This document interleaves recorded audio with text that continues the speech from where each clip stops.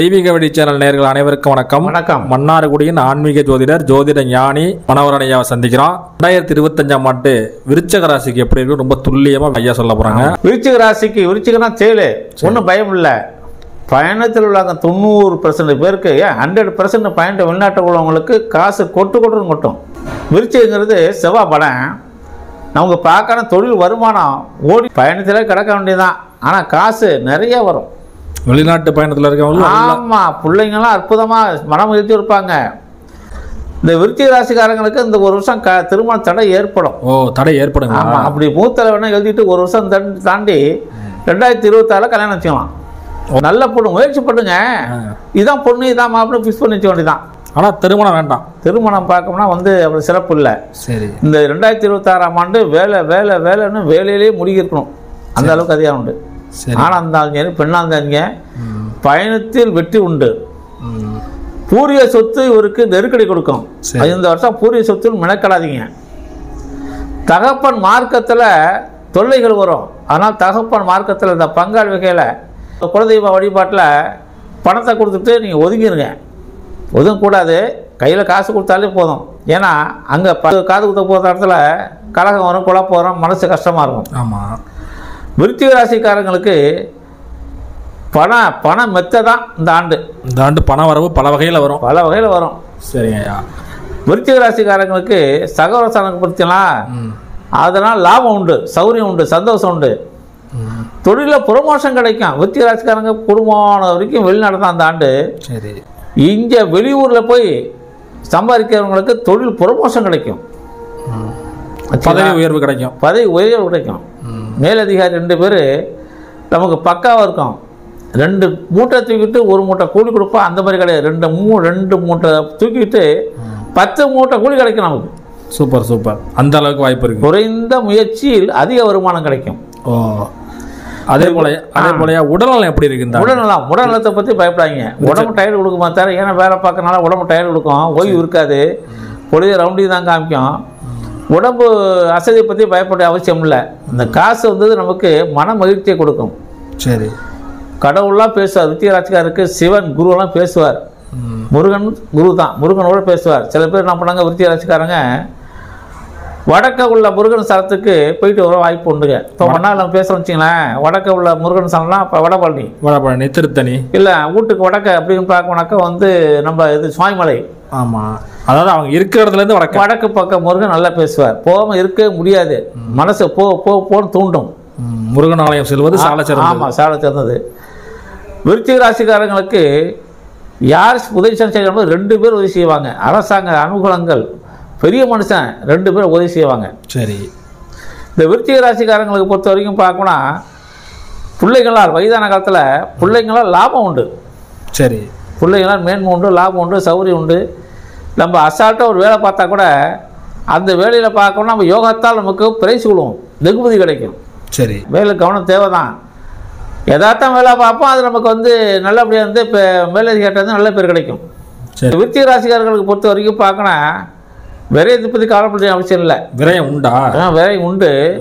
ஆனால் சுபவிரயம் தான். சுபவிரயம் 2 ரூபா செலவு பண்ணாலும் அது ஒழுங்கான காசாக இருக்கும், ஒழுங்கான விரயமாக இருக்கும். தண்ட விரயம் வராது. விருச்சிக ராசிக்காரங்களுக்கு வீடு வாசல் கட்டுறது, சொத்து வாங்குறது, வண்டி வாகனம் வாங்குறது, இப்படி உருப்படியான செலவாப்பீங்க. அதே போல வாகன ராசி உண்டாயா? உண்டு. வெளிநாட்டு வேலை பார்த்தா கூட அங்கங்கே மாறி ரவுண்டிங் தான் வேலை. விருச்சிக ராசிக்காரங்களுக்கு இந்த மோட்டார் தொழில் கை கொடுக்கும். புதிய வாகனங்கள் வாங்கலாமா? புதிய வாகனம் வாங்கலாம், ஒன்றும் பயம் இல்லை. என்ன விருச்சிக ராசிக்காரங்களுக்கு எந்த பாதிப்பும் எந்த கோளாறும் கிடையாதுங்க. சரிங்க, இது காசு இல்லை நினைப்பீங்க, மத்தியானம் கையில் காசு வந்துடும். 2025ஆம் ஆண்டு விருச்சிக ராசிக்காரருக்கு ஒரு பொற்காலம் தான். சரிங்கய்யா, இந்த ஆண்டு இந்த விருச்சிக ராசி தொழில் செய்வோர் தொழில் விருத்தி அம்சம் கிடைக்கும், தொழில் மேன்மை கிடைக்கும். இதுவரைக்கும் தொழில் இருந்த தலையெல்லாம் நீங்கிட்டோம், சரியா போச்சு. ஆனால் பூரியத்தில் மேலே ஒரு கண்ணு வச்சிருப்பாங்க.